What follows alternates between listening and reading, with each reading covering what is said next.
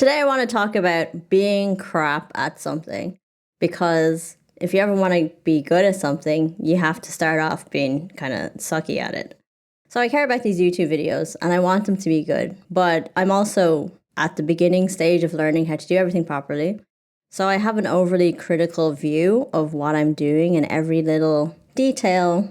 If you really have some kind of hobby or endeavor in your head that you really want to be good at, the only thing that stops you from being good at it is not practicing. So all you have to do is be patient and persistent and keep trying, and eventually you'll be good at the thing. But it's so hard to do those things. When I'm making YouTube videos, like my main channel videos that are taking a month, which I'm really upset about, sometimes I don't know what I'm doing. I don't know how I'm editing something. It kind of feels like the first time I played Halo on an Xbox controller and I wasn't used to the controller. I was trying to control Master Chief, the main character, and I was just spinning in circles, staring at the floor, spinning in circles, staring at the sky, like a drunken soldier sent into space to shoot some stuff. I just couldn't control what I was looking at or where I was walking. Then I realized, okay, the controls are inverted. And yeah, it's a little bit funny, the joystick placement. But then I got used to it. And it wasn't a goal. I just kept playing. The fun of the game kept me in through my discomfort. But with YouTube, I kind of want it too much. So the fun is not fun. It's like, it's too serious. It's like too important to me. If I really want to get to God tier status, so one, you either gotta just grind it out, and even though it's not fun, just stick with it. I mean, my parents did that with the restaurant. Enough time doing that, you begin to resent the thing that you're grinding at. Or you can try and figure out how to make it fun. And then if it's fun, you just get better and better and better over time. So, I feel like I'm stuck in an either or position. Like, I suck at editing on my main channel. Like, I'm happy with the videos that I make, but I'm really unhappy with the editing process to get there. It's just really chaotic and anxiety inducing. It's like being Master Chief again, spinning around in circles, looking at the sky and looking at the floor and not being able to control where I want to look. I'm like, okay, well, I'll just put more time into this and eventually it'll come together. And it's been months. It's been months that I'm like spinning that circle. And I do get glimpses of going in the direction that I want to go. And I'm like, yes, I'm doing it. I'm getting better. But then after a while, I'm spinning, looking at the sky again. I'm just like, oh man, when is this going to stop? When does the spinning stop? When can I control how the project actually goes? Why do I feel so out of control, like just in chaos? When you're thinking about being good at something or sucking at something, it's all about your expectation. I mean, there's so many angles I could look at where I could say, I'm doing pretty good. I'm putting in effort. I'm improving. I reached 1,000 subs. That's pretty cool. That's apparently the top 9% of YouTubers. But on the other hand, I'm like, how come I can't figure out how to make this fun for me? There's definitely a way, and I'm just not figuring it out. I was just having a lot of stress about it, thinking about it constantly. And then I was like actually looking into hiring a YouTube coach. Should I ask a YouTube coach, teach me how to edit better? Well, I mean, most of these coaches, they have videos. I can just watch the videos for free and just learn what they do. But that takes more time to watch these videos, and that's going to take me away from editing. So why not just edit more? Why not just keep practicing and be patient? I was like, no. I need a shortcut. I need to go faster. I can't be patient. I need progress. While moaning about this problem to a friend of mine, I just said everything, It's like the way that I edit, I'm doing too much stuff at the same time. To take these inherently boring tech experiments and make them interesting. I mean, then two things occurred to me. If I'm trying to make tech experiment videos and they're inherently boring, why not make an experiment that's not boring? Why not try and make experiments that are interesting? And I was like, oh my God, my brain blown. Okay, that helps. If the subject matter is actually interesting, that helps with the boredom part of explaining the project.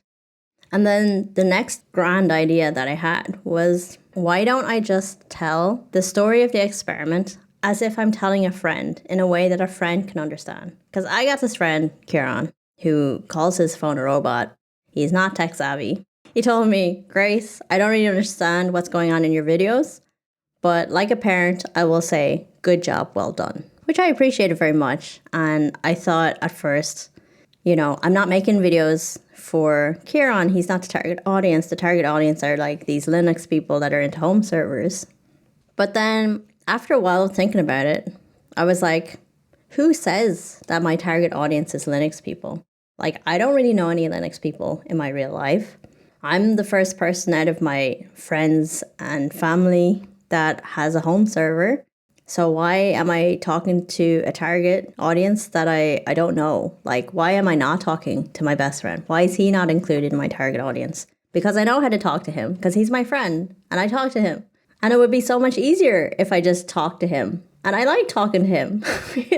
So, like, why am I doing this for the Linux people that I don't know? Not to say that I don't want them as an audience too, but why am I chasing them? Just because they happen to be the first group of people that were interested in my home server video, I can just adjust and be less technical. And actually, that's more comfortable for me. That's easier for me. And that would appeal to a wider audience, helping the channel to grow. And I'm like, why? Why was I playing this on the hardest of hard mode? It's like trying to make YouTube videos in Korean when you don't really speak Korean properly. I almost did that too. Like, I kind of feel like this is a symptom of just inherent people pleasing. I'm just like an always on people pleaser. Even if I don't know the people that I'm trying to please, I'm still like bending over backwards to try and please them. It's insane. It's making my editing life crazy.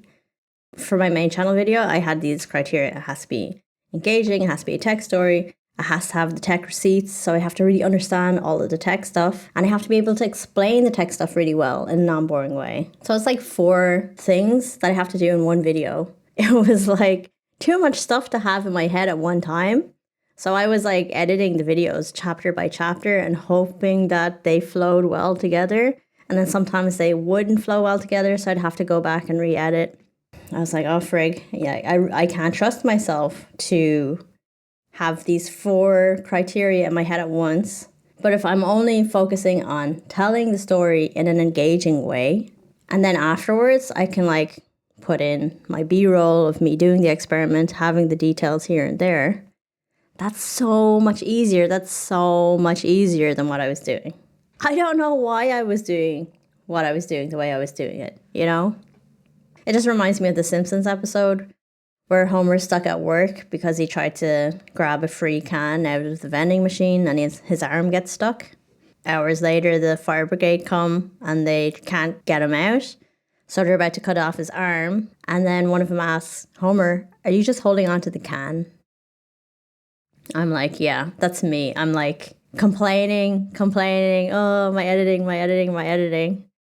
But I'm just like holding on to this can. Just let it go. That's a new lesson for me. If something's not working, maybe just like let it go for a second and then readjust the whole situation instead of just like trying to slightly maneuver my arm into a more comfortable position while I'm still holding on to the can.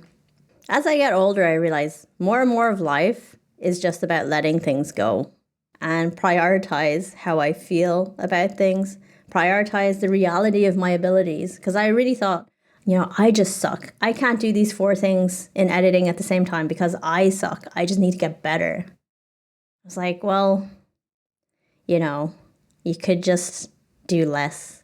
That's also fine. One of my favorite restaurants in Berlin is this Korean fried chicken place called Kokyo. They just do really good Korean fried chicken. Not that complicated, especially compared to my parents' restaurant, this like Chinese fusion place that had like 200 dishes on the menu. I feel that is falling into the same trap as me. It's like trying to do too much to people please instead of just realizing what you really like and what you're really good at and sticking to those things. And me saying all this now, it sounds really obvious. When you're spinning in circles, looking at the sky, looking at the ground, you can't even control where you're looking. It's really hard to see these things. That's it for this week's video/podcast. If you made it to the end of this video, thank you very much. And if you could write in the comments, what is the last thing that you were holding on to that was causing you problems and then you let go of and helped you a lot? I imagine there could be some quite colorful, interesting answers. But yeah, that's it. Thank you very much. Goodbye.